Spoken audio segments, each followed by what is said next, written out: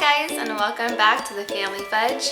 I'm Jennifer, and today I'm sharing with you what I'm putting in my children's Easter baskets. Now these ideas are perfect if you're trying to stay around a $10 budget per basket, or if you're the type of parent who doesn't want to give your kids a ton of sugar on Easter. So stay tuned and I will share it all with you. The Family Fudge, the Family Fudge. They are mostly sweet but full of nuts.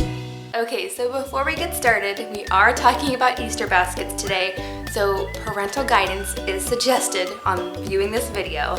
I know for my kids, I'm not planning for them to see this video at all.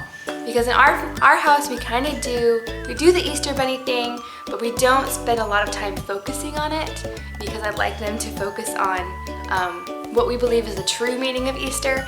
But I kind of do somewhere in between. It's not super extravagant on the baskets, but we do have baskets. So that being said, let me show you what we got. This video is going to be part of a collab with several other awesome YouTube mommies. So if you're interested, you can check out more videos just like this. I'm going to go ahead and put that playlist down below and you can check it out. Okay, so I actually have 4 kids, but one is a baby, and so I'm actually not going to be making an Easter basket for him at all this year because he doesn't really care. The theme of today is budget and being practical, but still being special for the kids. So I'm going to start with Lily's basket. Lily is 3 years old right now.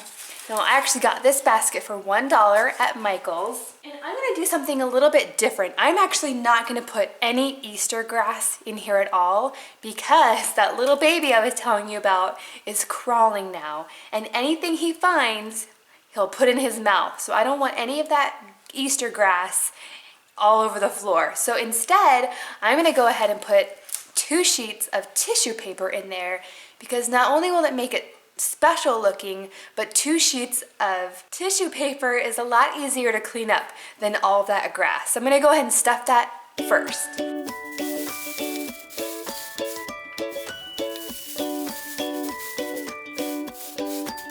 Okay, so one of my pieces of tissue paper I put down at the bottom, and the other one I folded and kind of stuck in the back. So it's kind of sticking up in the back there. So there we have our base. So the first thing that's going into Lily's basket is this Melissa and Doug On The Go Surprise Ink. So this is a special marker that will only show up on this special paper, so it's mess free. Now usually for Melissa and Doug, these are about $5. I actually got this one at Ross.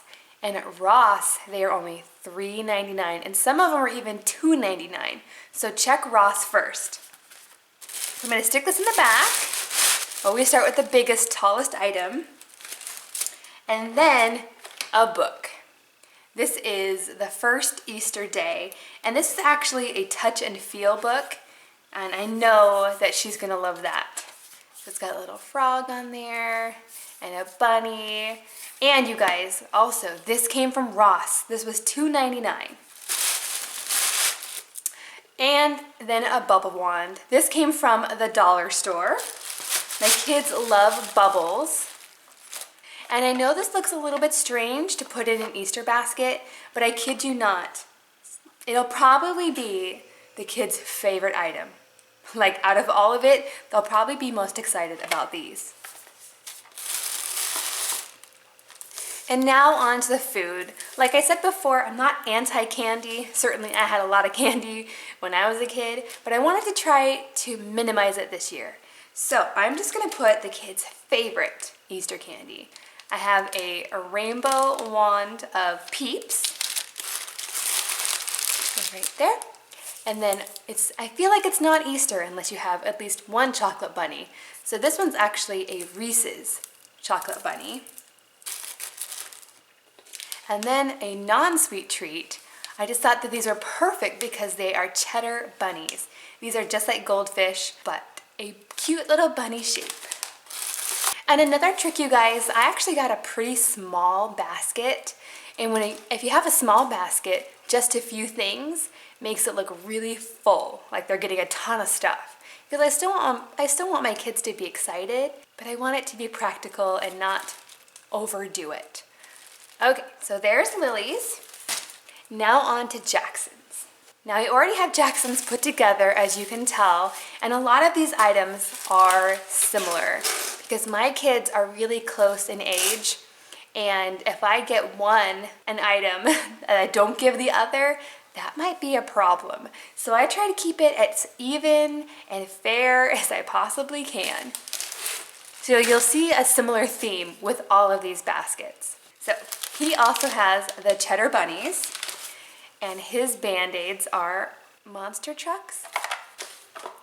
And then he also has a Peeps wand. And then he has this Easter book, which is a little bit more advanced for his age. I think he could probably read most of it. And then a bubble wand. And he also has a magic marker type coloring book. And this one actually came from the dollar spot at Target. It was actually $3 though. They should really call that spot the $3 spot because mostly it's $3 these days. Okay, now on to Mackenzie's. All right, so here's Mackenzie's. Mackenzie is 7, she's my oldest. So in here we also have a bubble wand, of course, a marshmallow peep wand. She got some Shopkins Band-Aids, a bunny, and then her special surprise ink is fashion, because now that she's 7, she's into fashion. And this one's a little bit older. It has crossword puzzles and fun things like that. And then her book also is more appropriate for her age level. But these are, I got all Easter themed books because I wanted to try to have a mixture of Easter bunny and religious Easter all in one. So now all I have to do is put these back together and hide them in my closet and hope the kids don't find them. Okay guys, so I hope that gives you some new ideas on what you can put in a budget-friendly Easter basket. Now I know when I was a kid, my parents used to put a ton of candy in our Easter baskets.